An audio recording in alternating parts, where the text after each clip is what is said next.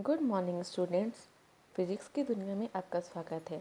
आज हम लोग देखेंगे colour code for carbon resistor. जो कार्बन रेसिस्टर होते हैं उनका वैल्यू हम लोग कलर कोड से भी ज्ञात कर सकते हैं, कलर कोड से भी हम लोग जान सकते हैं। तो यहाँ पे कुछ कलर्स दिए हुए हैं, black, brown, red, orange, yellow, green, blue, violet, grey, white, और उनके कोड्स दिए हुए हैं। किसी भी कार्बन रेसिस्टर का हम लोग वैल्यू इसलिए निकालते हैं कलर कोड के द्वारा क्योंकि कार्बन रेसिस्टर इतने छोटे होते हैं कि वह नेल्स में आपके नेल्स में लगभग 4 से 5 कार्बन रेसिस्टर अट सकते हैं। तो कार्बन रेसिस्टर इतने छोटे होते हैं, इसका मतलब उसमें जो वैल्यू होगा वो भी बहुत छोटा लिखा हुआ रहेगा, इतना छोटा कि शायद आपको अच्छे से दिखे भी नहीं। कई बार ऐसा भी होता है कि कार्बन रेसिस्टर को सर्किट में यूज़ करने के कारण उसमें जो वैल्यू होता है वो मिट जाता है। तो हम उसके दौरान कलर कोड के द्वारा ही हम कार्बन रेसिस्टर का वैल्यू को जान सकते हैं। तो जो कार्बन रेसिस्टर होता है वो एक तरह से यानी कि सिलेंड्रिकल शेप में होता है, जिसमें कि 1 2 3 4 स्ट्रिप्स होते हैं, जिसको हम लोग नाम दिए A B C and D। जो अब देखिए, ये जो कलर कोड है इसको आपको याद करने का तरीका है, आप ऐसे याद कर सकते हैं। B Roy of Great Britain has very good wife. B से ब्लैक, B से ब्राउन, R से रेड, O से ऑरेंज, Y से येलो, G से ग्रीन, B से ब्लू, V से वॉयलेट, G से ग्रे, W से वाइट। तो इस तरीके से आप इसके कलर को, और इसका कोड बस 0 से लेकर 9 तक जाता है, 0 1 2 3 4 5 6 7 8 9। तो देखिए, सबसे पहले जैसे फर्स्ट स्टेप में देखते हैं, जैसे ये जो ए है, ठीक है, अगर मान लेते हैं कि ए अगर हुआ ये रेड कलर का हुआ, तो रेड कलर का में हुआ तो ये इसका फर्स्ट डिजिट लिखा जाता है। जैसे कि रेड कलर में 2 है तो इसमें 2 लिखा जाएगा। फिर बी, बी का कलर जैसे मान लेते हैं येलो है तो इसका येलो का कोड होता है 4, तो 4 सेकंड का डिजिट लिखा जाएगा, यानी 4 लिखा जाएगा। थर्ड स्टेप में क्या होता है, अगर जैसे सी कलर वॉयलेट है तो 7 लिखा हुआ है, तो जस्ट मल्टीप्लाई करके और 10 की पावर लिखा जाता है।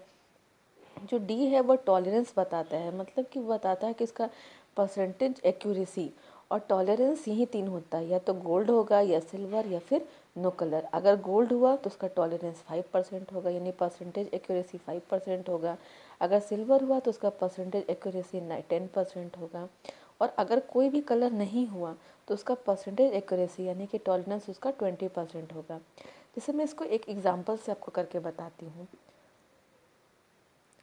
मान लीजिए कि आपके पास कोई कार्बन रेसिस्टर है, उसका वैल्यू मिट चुका है, फिर आपको उसका वैल्यू ज्ञात करना, उसका वैल्यू जानना है। तो आप क्या करेंगे, जैसे कि सबसे पहले आप देखिए पहला स्ट्रिप, आपको पहला स्ट्रिप मान लीजिए दिखा येलो कलर, ठीक है। तो येलो कलर का फर्स्ट स्टेप में हम लोग का फर्स्ट डिजिट लिखते हैं, तो येलो कलर का कोड क्या है 4, तो हम यहाँ पे क्या लिख देंगे 4, ठीक है। उसके बाद सेकंड में हम देखें कि जो सेकंड स्ट्रिप है यानी जो बी स्ट्रिप है, ये मान लेते हैं ये रेड कलर का है, तो रेड कलर का कोड क्या होता है 2 होता है, तो इसका सेकंड डिजिट हम लोग लिख लेंगे यहाँ पे 2, ठीक है। फिर यहाँ पे इंटू करेंगे, मल्टीप्लाई। एंड थर्ड स्टेप में ये जो सी है, सी देखेंगे, अगर सी मान लेते हैं रेड कलर हुआ तो कुछ नहीं, यहाँ पे 10 लिखे हैं जहाँ पे, वहाँ 10 की पावर 2 लिख देंगे, ठीक है, ये हो गया। और जो डी है ये तो टॉलरेंस बताता है, तो ये टॉलरेंस अगर गोल्ड हुआ, जैसे मान लीजिए अगर ये गोल्ड है तो चलिए देंगे 42 इंटू 10 की पावर 2 विथ कितना टॉलरेंस है 5% टॉलरेंस है, तो विथ 5% टॉलरेंस,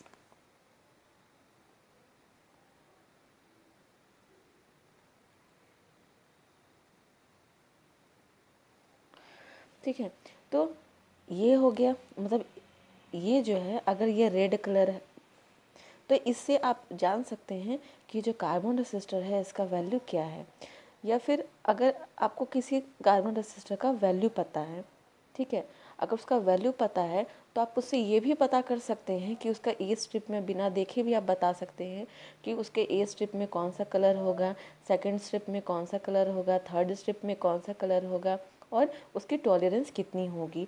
और उसको जानने याद करने का सबसे अच्छा तरीका है, आपको बस ये याद रखना है। अगर आप कलर को याद रखते हैं तो कोड तो खुद ब खुद याद होगा, 0 से 9 है, क्योंकि बस आपको ये याद रखना होगा, BB Roy of Great Britain has very good wife. तो इस तरीके से आप किसी भी कार्बन रजिस्टर का कलर कोड के द्वारा आप उसका वैल्यू निकाल सकते हैं। Thank you.